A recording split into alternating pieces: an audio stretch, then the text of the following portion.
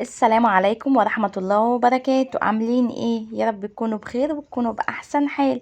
وحشتوني وحشتوني وحشتوني. النهاردة الفيديو ده لستات بيوت قدها وقدود. ميزانية ب300 جنيه في الأسبوع لتلات أفراد. تلات أفراد، انت مثلا وزوجك وبنوتك الكبيرة أو ابنك الكبير. طيب ايه بقى أو أكتر؟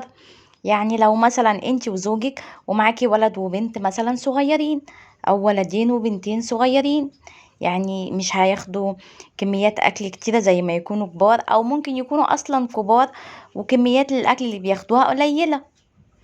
فدي بقى اللي هي او اكتر، فطار وغدا وعشاء. وزي ما قلت لكم قبل كده، اعملي من الفسيخ شربات. وزي ما قلت لكم برضو تاني قبل كده، الشطرة تغزل برجل حصان، ان صح التعبير يعني. بس ايه، عايزه اقولك ما تزعليش، ما تيأسيش، خلي عندك امل، خليكي قدها وقدود، خليكي ست بيت شاطره كده، تعرفي تدبري مهما كان مهما كان مهما كان. اول بقى مبدأ عندنا لازم نبقى عارفينه، مبدأ لازم نتفق عليه كلنا، وهو ده اهم حاجة. ايه هو؟ نبدأ بايه؟ نبدأ بالصدقة. اخدنا المصروف او الفلوس معانا، اول حاجة نعمل بيها ايه؟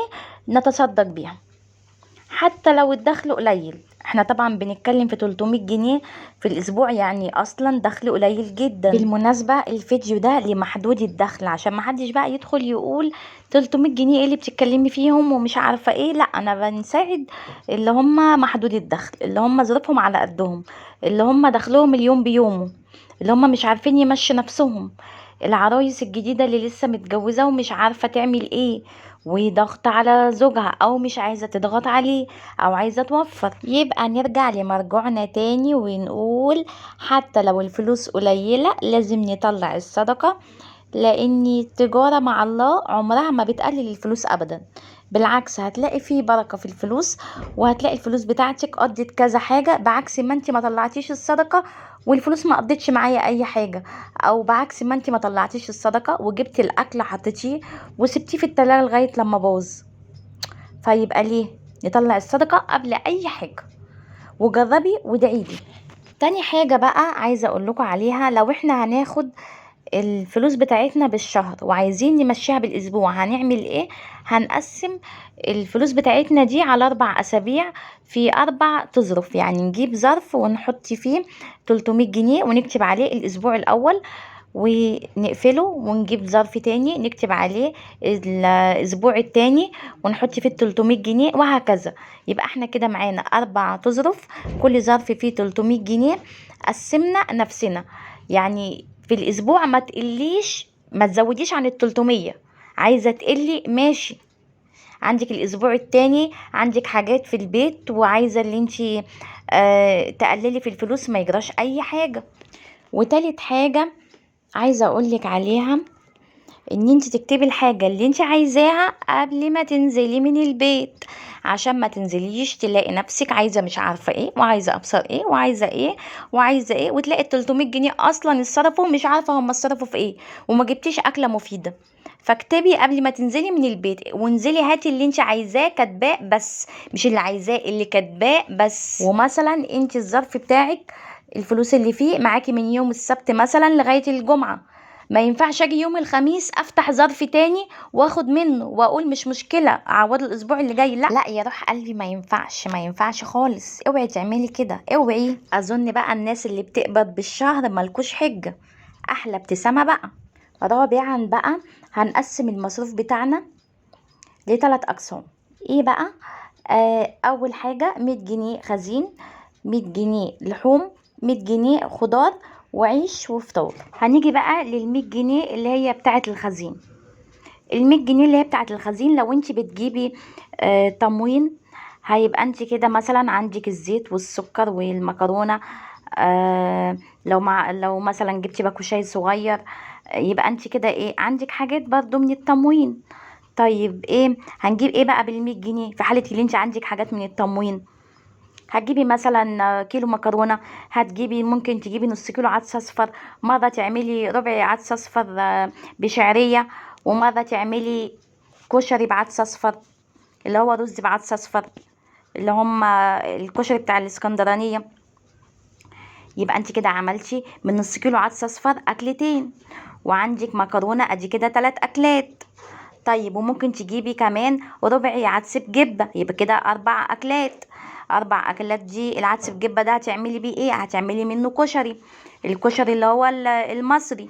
وممكن تجيبي ربع عدس بجبة تاني وتعملي منه اللي هو المجبرة ولا المجدرة، على حسب ما كل بلد بتقولها ازاي.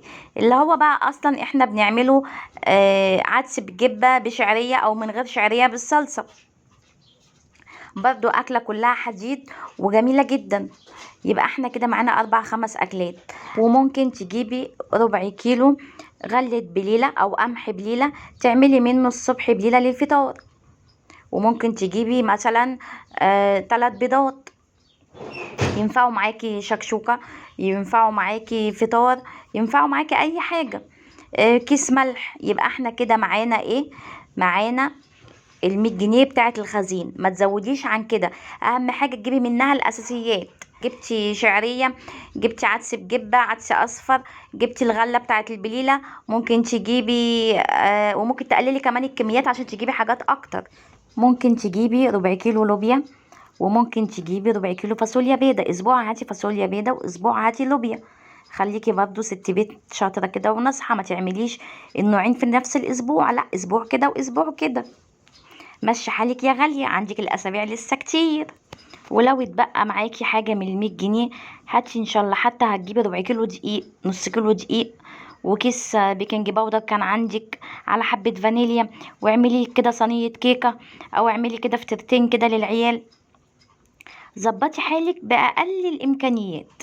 هنيجي بقى للقسم اللي هو بتاع اللحوم. ممكن تجيبي بقى كيلو وراك، ممكن تجيبي نص كيلو كبد وقوانص، وربع كيلو بانيه. البانيه ده ممكن تعملي منه بانيه عادي، وممكن تعملي منه كفتة فراخ، وممكن تعملي من البانيه ده كفتة رز بتبقى حلوة.